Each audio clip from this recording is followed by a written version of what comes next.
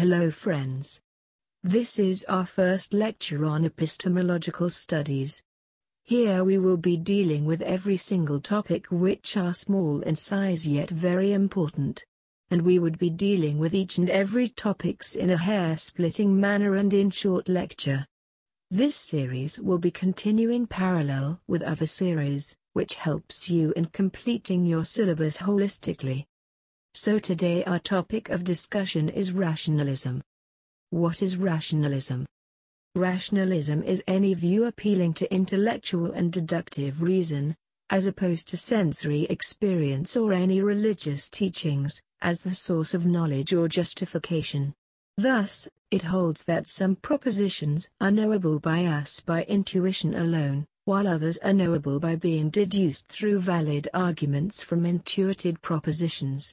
Depending on the strength of the belief, this can result in a range of positions from the moderate view that reason has precedence over other ways of acquiring knowledge, to the radical position that reason is the only path to knowledge.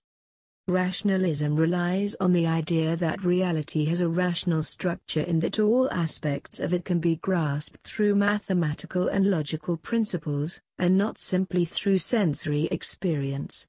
Rather than being a tabula rasa to be imprinted with sense data, the mind is structured by, and responds to, mathematical methods of reasoning. Rationalists adopt at least one of three main claims.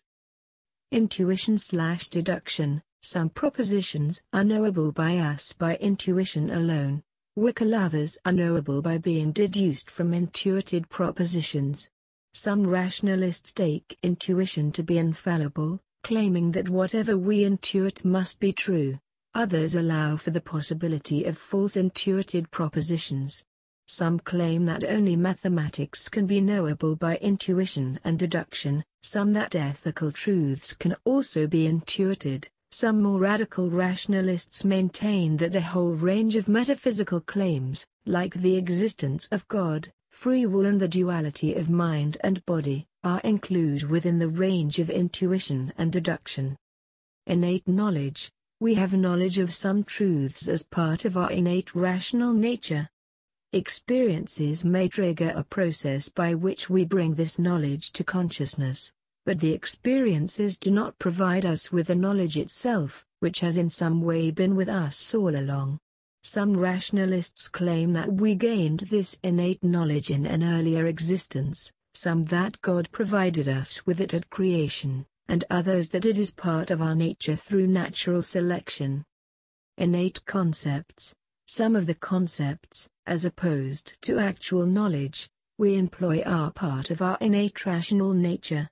Some would argue, however, that innate concepts are entailed by innate knowledge, because a particular instance of knowledge can only be innate if the concepts that are contained in the proposition are also innate. Some rationalists also claim, in addition to the claims above, that the knowledge we gain by intuition and deduction, as well as the ideas and instances of knowledge that are innate to us, were indispensable and could not have been gained through sense experience, and or that reason is superior to experience as a source of knowledge. Rationalism is contrasted with empiricism, the view that the origin of all knowledge is sense experience and sensory perception. It is usually associated with the introduction of mathematical methods into philosophy during the Age of Reason and the Enlightenment by the major rationalist figures, Descartes, Leibniz, and Spinoza. It is commonly referred to as continental rationalism because it was predominant in the continental schools of Europe, whereas British empiricism dominated in Britain. The distinction between rationalism and empiricism, however, is perhaps not as clear-cut as is sometimes suggested, and would probably not have even been recognized by the Enlightenment philosophers involved. For example, the three main rationalists were all committed to the importance of empirical science, and in many respects the empiricists were closer to Descartes in their methods and metaphysical theories than were Leibniz and Spinoza.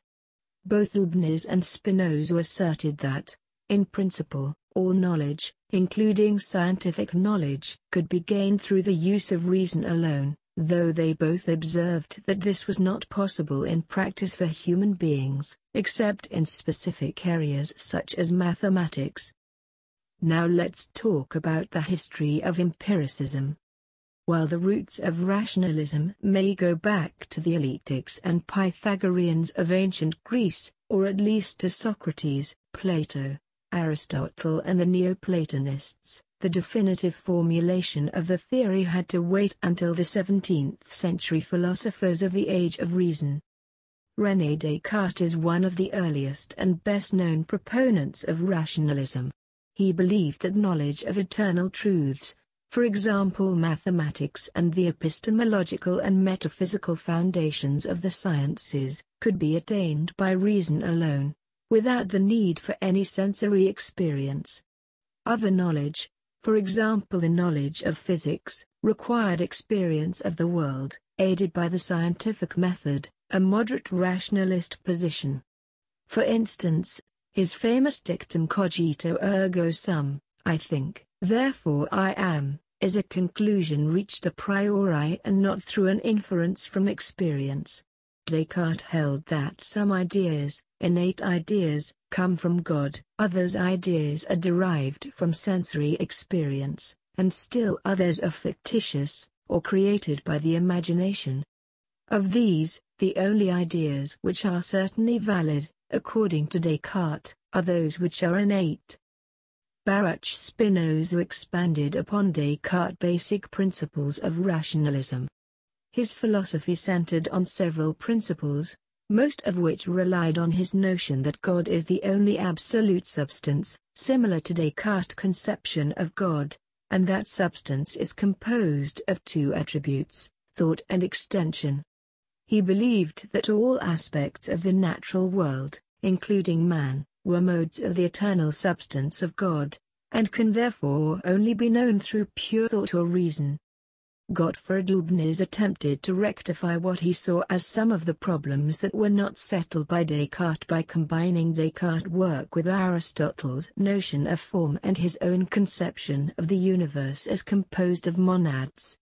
He believed that ideas exist in the intellect innately, but only in a virtual sense, and it is only when the mind reflects on itself that those ideas are actualized. Immanuel Kant started as a traditional rationalist, having studied Leibniz and Christian Wolff, but, after also studying the empiricist David Hume's works, he developed a distinctive and very influential rationalism of his own, which attempted to synthesize the traditional rationalist and empiricist traditions. So this is all about epistemology of rationalism. Hope you understood the matter. Still, if you have any doubt, they comment us below, or write to us in our mail ID given in the description box. Subscribe to our channel and press the bell icon to get all the new updates. Thank you.